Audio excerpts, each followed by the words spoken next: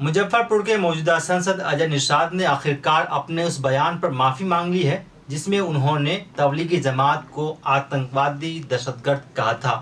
मालूम हो कि ये वही अजय निषाद है जो कल तक बीजेपी में थे और बीजेपी के टिकट पर 2019 का लोकसभा चुनाव जीतकर संसद में पहुंचे थे, लेकिन इस बार बीजेपी ने अजय निषाद का टिकट काट दिया, जिसके बाद वो कांग्रेस का दामन थाम लिए और कांग्रेस ने भी अजय निषाद को मुजफ्फरपुर लोकसभा सीट से मैदान में उतार दिया, जिसके बाद मुसलमानों में मुस्लिम समुदाय में अजय निषाद को लेकर नाराजगी पाई जा रही है और पाई जा रही थी।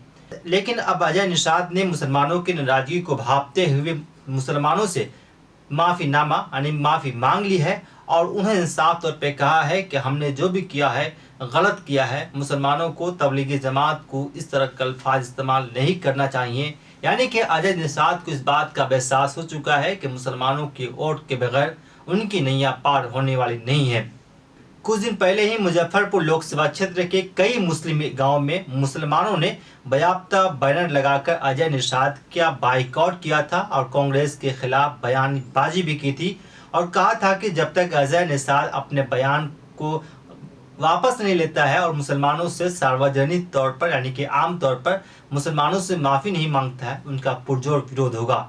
आज अजय निषाद एक दरगाह के पास पहुंचे और उन्होंने वहां माथा टेका, चादर भी चढ़ाई और मुसलमानों से बाकायदा तौर पर अपने तबलीगी वाले बयान पर उन्होंने अफसोस जाहिर करते हुए कहा कि वो हमें बीजेपी की तरफ से दबाव बनाया गया था उस वक्त जब कोरोना काल था, जिसके बाद हमने तबलीगी जमात को मुसलमानों से आतंकियों से जोड़ दिया था, जिसके बाद उन्होंने मुसलमानों से माफी मांग ली है और कहा है कि जो हमने कहा था वो गलत कहा था।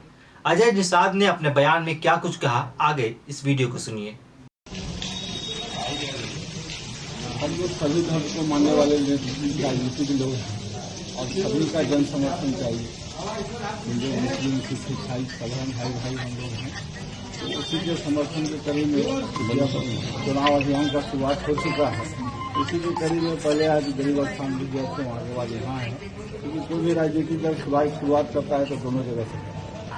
अगर तबलीगी जमात को लेकर नाराज है मुसलमान ऐसे तो चर्चा में उस समय बहुत पहले ये जो कोविड काल का ये बयान है, ठीक ना, उस समय आप देखे होंगे कि सारे लोग बहुत परेशान थे, लोग एक दूसरे से भाग रहे थे, इंसान से भाग रहा था। उस समय लोग की मानसिक हालात भी ठीक नहीं थे, बहुत लोग डिप्रेशन में थे, फ्रस्ट्रेशन में थे।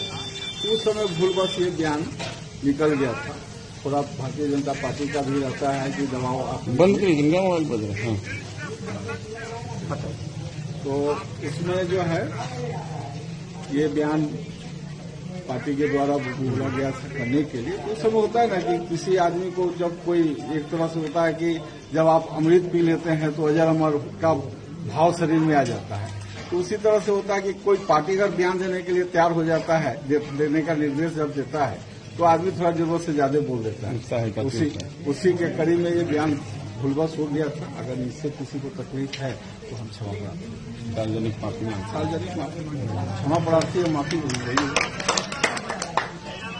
है। हम लोग एक कर लेते हैं।